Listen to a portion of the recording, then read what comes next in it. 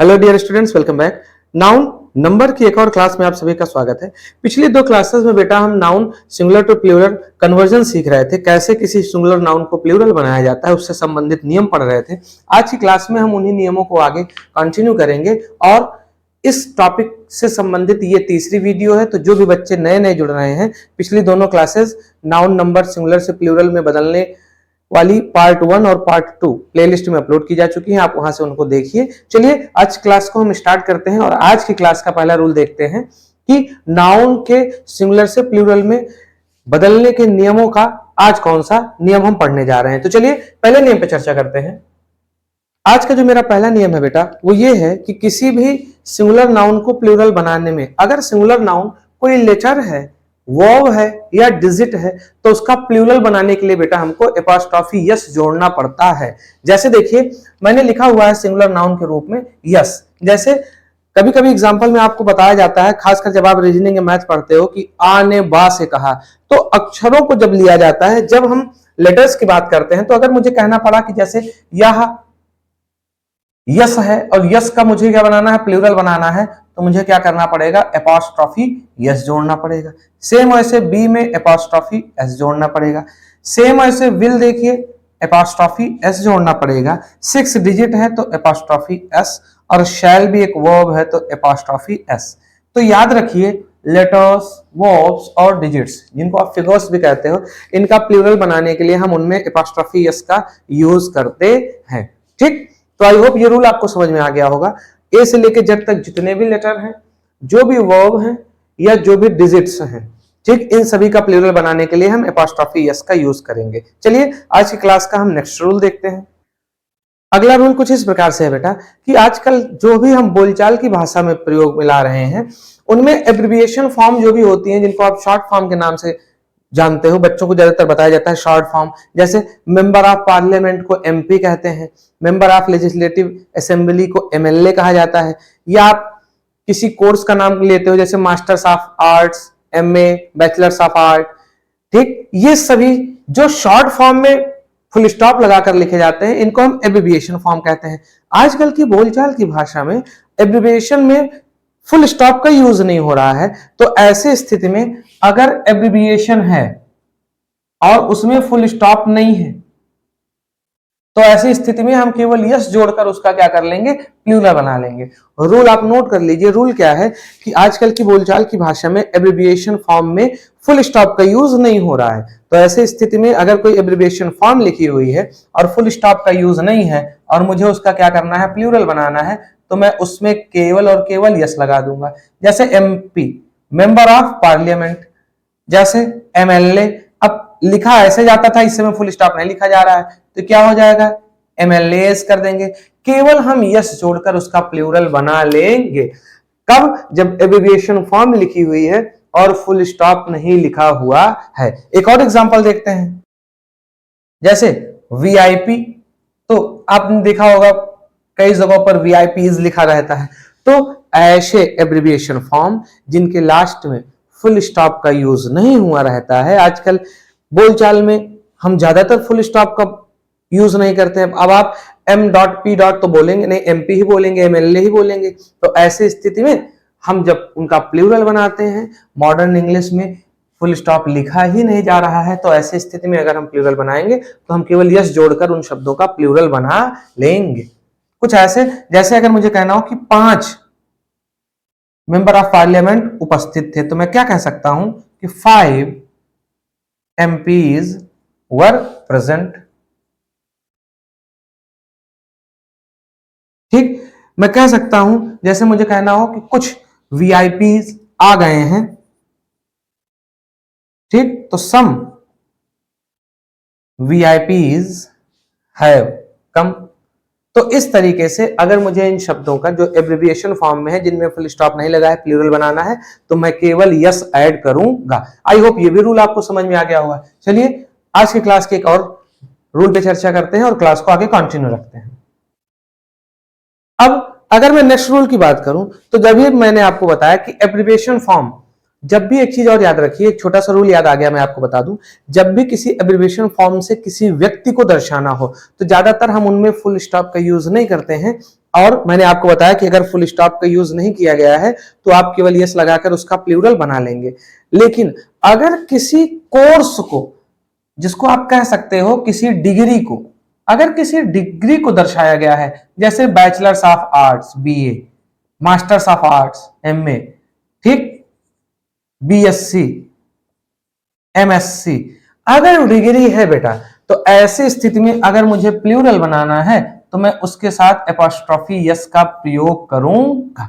तो क्या करूंगा, डिग्री के साथ मैं एपोस्ट्रोफी यस का प्रयोग करके उसको प्लूरल नाउन में चेंज कर लूंगा।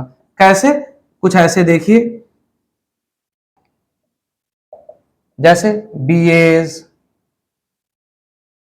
एमएज, बीएससीज, एमएससीज, कुछ इस तरीके से। तो अगर डिग्री दी गई है तो उसके साथ उसका प्लूरल बनाने के लिए मुझे क्या करना पड़ेगा, मुझे एपोस्ट्रोफी यस का यूज करना पड़ेगा। तो आपको याद रखना है कि अगर व्यक्ति को दर्शा रहा है फुल स्टॉप मत लगाइए और केवल यस लगा लीजिए, और अगर डिग्री को दिखा रहा है तो आपको शब्दों के बीच में एब्रिविएशन करने के लिए फुल स्टॉप लगाना पड़ेगा, और ऐसे में हम केवल एपोस्ट्रोफी यस जोड़ लेंगे और उसका प्लूरल बना लेंगे। चलिए नेक्स्ट रूल पे चर्चा करते हैं। अब जो हमारा नेक्स्ट रूल है बेटा, वो बहुत ही इंपॉर्टेंट रूल है। वो रूल क्या कहता है कि कुछ ऐसे सिंगुलर नाउन हैं जिनके लास्ट में हम यस या ईएस जोड़कर उनका प्लूरल बनाते हैं, लेकिन प्लूरल बनते ही सिंगुलर नाउन की जो मीनिंग रहती है और जो प्लूरल नाउन की मीनिंग रहती है, दोनों में डिफरेंस हो जाता है। ठीक कैसे, अगर मैं जैसे कहूं कि एडवाइस, ADVICE, एडवाइस, वास्तव में एडवाइस का मतलब राय या सलाह होता है, लेकिन जैसे ही आप एडवाइस का प्लूरल करने के लिए उसको एडवाइसेस करते हो, वो एडवाइसेस का मतलब अब वहां पर सूचनाएं हो जाता है। तो कुछ इस तरीके से कुछ ऐसे सिंगुलर नाउन होते हैं जिनके लास्ट में यस या ईएस जोड़कर प्लूरल बनाया जाता है, परंतु उनके सिंगुलर और प्लूरल जो भी अर्थ होते हैं उनमें विभिन्नताएं पाई जाती हैं, अर्थात वो समान नहीं होते हैं। तो बहुत सारे ऐसे शब्द हैं, कुछ जो कॉमन वर्ड्स हैं जो लगातार पेपर में पूछे जाते रहते हैं। मैं एक चार्ट बना दे रहा हूं, आप इसे नोट करिए और याद करिए। ठीक, तो चलिए कुछ शब्दों को मैं नोट करता हूं। सो स्टूडेंट्स, जैसा कि मैंने बताया, कुछ ऐसे नाउन होते हैं बेटा जिनके लास्ट में यस या ईएस जोड़कर उनका प्लूरल बनाया जाता है, किंतु उनका प्लूरल बनाने पर उनका अर्थ सिंगुलर वाले नाउन से अलग हो जाता है, और किसी किसी में तो प्लूरल अर्थ भी अलग अलग होते हैं। तो कुछ मैंने इंपॉर्टेंट वर्ड्स नोट कर रखे हैं, बहुत सारे और भी शब्द हैं, आप उनको खुद से ढूंढिए डिक्शनरी में और नोट करिए। कुछ इंपॉर्टेंट शब्द देख लेते हैं।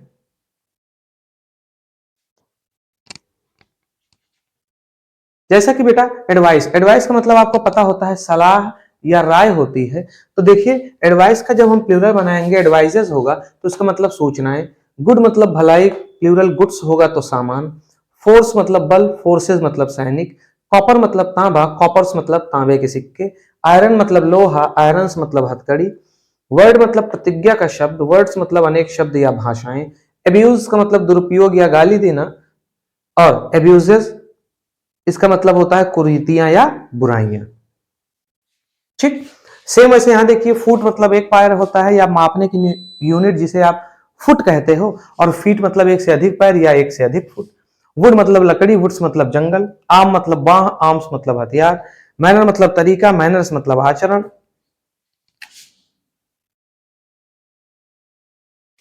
कस्टम मतलब रीति, कस्टम्स मतलब रीतियां या राज्य कर, जो आपसे राज्य सुविधाओं के और आपकी कमाई के अनुसार टैक्स लेता है। पेन का मतलब दर्द या कष्ट, पेंस का मतलब तकलीफ या प्रयत्न या कोशिश। पीपल मतलब लोग या जाति, और पीपल्स मतलब राष्ट्र। ठीक, तो आई होप कि इन शब्दों को आप नोट करेंगे और इन्हें आप याद रखेंगे। इनके प्लूरल कभी कभी सीधे तौर पर पेपर में पूछे जाते हैं। और भी बहुत से इंपॉर्टेंट शब्द हैं, उनको यूज करिए, उनको ढूंढिए, लिखिए और याद करिए। चलिए आज के हम एक और रूल पे चर्चा करते हैं और क्लास को आगे कंटिन्यू करते हैं। नेक्स्ट रूल है, अगर द के साथ कोई एडजेक्टिव आया हो तो ऐसे स्थिति में वो जो नाउन का निर्माण करता है वो प्लूरल सेंस रखता है, वो प्लूरल नाउन की तरह बिहेव करता है। कैसे, जैसे अगर मैं द पीपल कहता हूं तो आपको पता है पीपल का मतलब लोग होता है, लेकिन द पीपल का मतलब समूचे उस राष्ट्र या उस राज्य के लोगों से हो जाएगा। तो ये द पीपल वास्तव में क्या करेगा, होल पीपल को दिखाएगा। ठीक, सेम वैसे ही अगर मैं दूसरे एग्जांपल की बात करूं तो जैसे द पुअर कहता हूं बेटा, तो आपको पता है पुअर का मतलब गरीब होता है, और द पुअर का मतलब क्या, पूरे के पूरे गरीब समुदाय को या पूरी के पूरे गरीब कम्युनिटी को ये दिखाएगा। तो इस तरीके से द लगा देने से प्लूरल सेंस रखता है। एक ऐसे जैसे मैं अगर द ब्लाइंड का यूज कर रहा हूं तो आपको पता मतलब होता है कि ब्लाइंड का मतलब अंधा होता है, और अगर ब्लाइंड के साथ मैंने दा लगा दिया तो अब जितने भी अंधे हैं मैं उन सब की बात कर रहा हूं। तो ऐसे ही द के साथ अगर कोई एडजेक्टिव के सेंस में यूज हुआ हो नाउन तो वो प्लूरल नाउन का सेंस रखता है। जैसे द पीपल मतलब लोग, द पुअर मतलब गरीब लोग, द ब्लाइंड मतलब आंख से अंधे लोग, फिर जैसे द रिच इसका मतलब अमीर लोग। तो ये सब क्या करता है बेटा, ये वास्तव में प्लूरल का सेंस रखते हैं। ठीक, मैंने जैसे आपको बताया कि द पुअर मतलब पुअर पीपल, गरीब लोग, द ब्लाइंड मतलब ब्लाइंड पीपल, ठीक, द रिच मतलब रिच पीपल। तो अगर ऐसे समझिए साधारण सी भाषा में, अगर मैं कह रहा हूं